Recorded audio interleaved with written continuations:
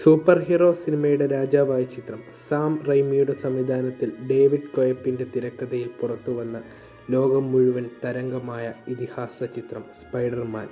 2002 പുറത്തിറങ്ങിയ ചിത്രം ആദ്യത്തെ സ്പൈഡർമാൻ ചിത്രം കൂടിയാണ്. മാർവൽ കോമിക് ക്യാരക്ടേഴ്സിൽ ഏറ്റവും അധികം ആരാധകരുള്ള സ്പൈഡർമാൻ്റെ സാഹസിക കഥ ചലച്ചിത്രമായപ്പോൾ അത് ഹോളിവുഡ് സിനിമയുടെ മറ്റൊരു ഉദയം കൂടിയായി മാറി.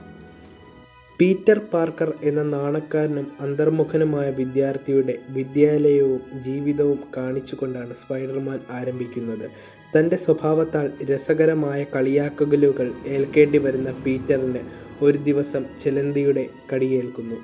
തുടർന്ന് ഒരു സൂപ്പർ പവർ അവന് ലഭിക്കുകയും അവനത് വികസിപ്പിക്കുകയും ചെയ്യുന്നതാണ് ചിത്രത്തിൻ്റെ കഥാഗതി. സ്പൈഡർമാനാകുന്ന പീറ്റർ പാർക്കറെ അവതരിപ്പിച്ച ടോബി മഗ്വയർ ഐക്കോണിക് നടനായി മാറി.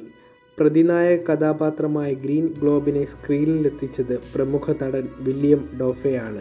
കൂടാതെ നായികാ കഥാപാത്രത്തെ അവതരിപ്പിച്ച Kirsten Dunst, J K. Simmons, Rosemary Harris എന്നിവർ സ്പൈഡർമാനിലൂടെ തങ്ങളെ അടയാളപ്പെടുത്തി.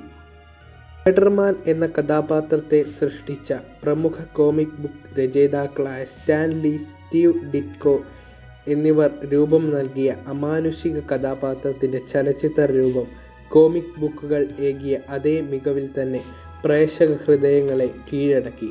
ഡാനി ഇൽഫ്മാൻ്റെ സംഗീതവും ചിത്രത്തിന് മാറ്റുകൂട്ടി. സോണി പിക്ചേഴ്സ് വിതരണം ചെയ്ത സ്പൈഡർമാൻ ഇന്ന് കാണുന്ന അവഞ്ചേഴ്സ് ഉൾപ്പെടെയുള്ള എല്ലാ ചിത്രങ്ങളുടെയും ആദ്യ മാതൃകയാണ്.